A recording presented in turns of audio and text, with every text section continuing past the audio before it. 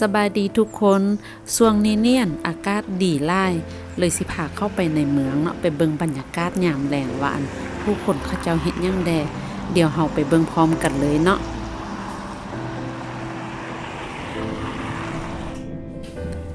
เดี๋ยวนี้นี่กำลังขี่รถไฟเข้าไปในเมืองอีตืม1นาทีหรือ2นาทีก็สิฮอดสถานีรถไฟแล้วน้องตัวนี้นี่ถือว่า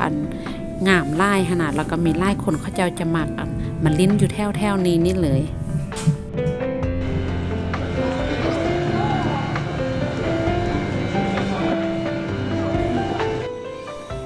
แถวนี้นี่ก็จะแม่นในเมืองอีกตืมเบืองหนึ่งของในเมืองเนาะบ่ไกลจากสถานีรถไฟนี่ปานได้คือว่าออกจากสถานีรถไฟมาแล้วก็จะมาเห็นจุดนี้นี่เลยเนาะมื้อนี้นี่ก็ถือว่าอากาศดีแล้วก็เดี๋ยวนี้นี่เวลาหันประมาณ5 โมงปลายเนาะก่อนจอกบานมื้อนี้ก็บ่ได้เกี่ยมแผนหยังว่าสิไปเที่ยวไสหั่นน่ะแต่ว่าคิดว่าสิพาไปย่างลิ้นอยู่ตอนหน้าฮอดสมุทรออดีเพราะว่ามีเดินหั่นกวางควางหลายแล้วก็มีคนหั่นมักมาลิ้นอยู่นี่หลายหั่นน่ะอยู่ทางหน้าฮอดสมุทรนี่ก็มีหลายคนที่ว่าเขาเจ้าเข้ามาเฮ็ดกิจกรรมเนาะแล้วแต่ว่าผู้ใดมักเฮ็ดหยังแล้วก็เกี่ยมมาเฮ็ดเองเลยมีแต่ว่าอยู่นี่เพิ่นมีเดินมีสถานที่ให้แล้วก็แล้ว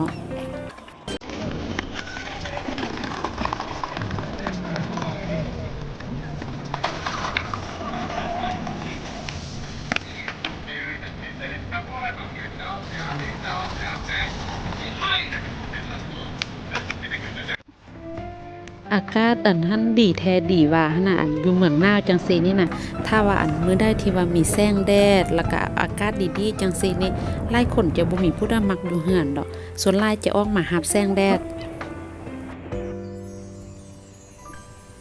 เดี๋ยวนี้นี่สิพาไปย่างเลาะเบิ่งน้องน้ำเนาะที่ว่าบ่ไกลจากนี่หลายหั่นน่ะตอนแลงแบบนี้นี่คนก็มาย่างออกกำลังกายหั่นหลายแต่ว่าหลายคนเขาเจ้าก็ยังรักษาระยะห่างทางสังคมไว้อยู่เนาะส่วนหลายแล้วแม่นมาย่างแบบนี้นี่จะบ่พากันใส่หน้ากากอนามัยวิวอยู่นี่งามหลายเดี๋ยวนี้นี่หิมะหั่นกำลังละลายเนาะอยู่ในนอกตัวนี้นี่นะแล้วก็เวลาอยู่ฟินแลนด์หั่นจะซายอยู่ก่อนอยู่ลาวแล้วก็อยู่ไทยหั่นประมาณ4 ชั่วโมงเนาะตอนค่ำอยู่พี่ก็จะเริ่มบ่ค่ำแล้วคือ8 โมงค่ำจังซี่จึงค่อยมืดหั่นน่ะอีกตึมบึดนึงก็สิบ่มีตอนค่ำเลย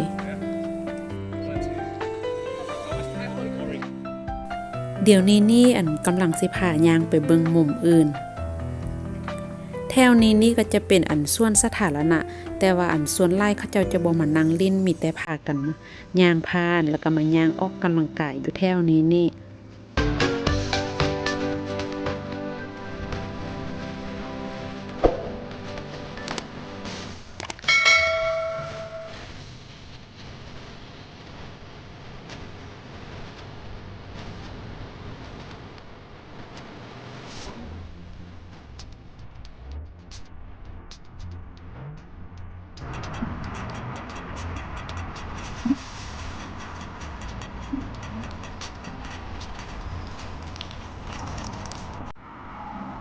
อยู่ทางด้านหน้าของค่อยนี่ก็จะแม่นหอพิพิธภัณฑ์แห่งชาติของฟินแลนด์เนาะที่ว่าค่อยได้เฮ็ดคลิปวิดีโอมาแล้วหั่นน่ะเดี๋ยวนี้นี่เพิ่นยังปิดให้บริการอยู่หั่นน่ะบ่ฮู้ว่ามื้อใดเพิ่นสิเปิดเนาะ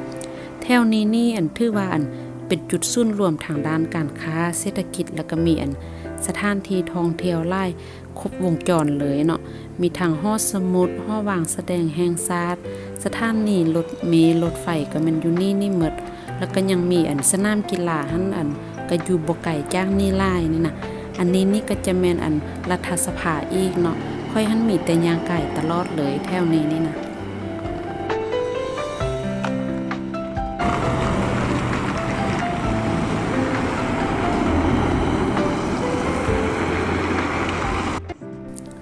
บรรยากาศยามแล้งนี่ก็อยู่ในเมืองนี่ก็งามไปอีกแบบหนึ่งเนาะค่อยนี่ก็อยากเข้าป่าอยู่แต่ก็บ่มีป่าให้เข้าหั่นน่ะมีแต่พามาเลาะเบิ่งบ้านเบิ่งเมืองของเขาเจ้านี่แหละเนาะมีแต่เห็นแต่ตึกอาคารนี่แหละ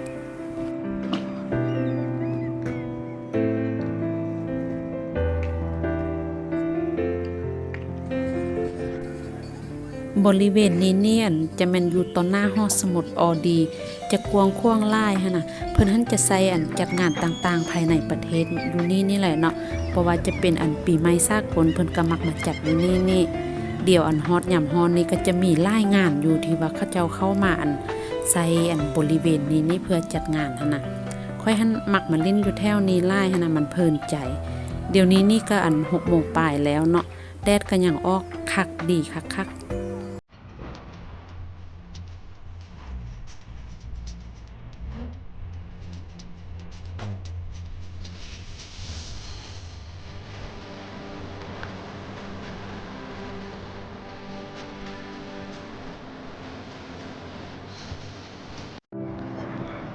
เดี๋ยวสิได้ขออนุญาตจบคลิปนี้ก่อนเด้อ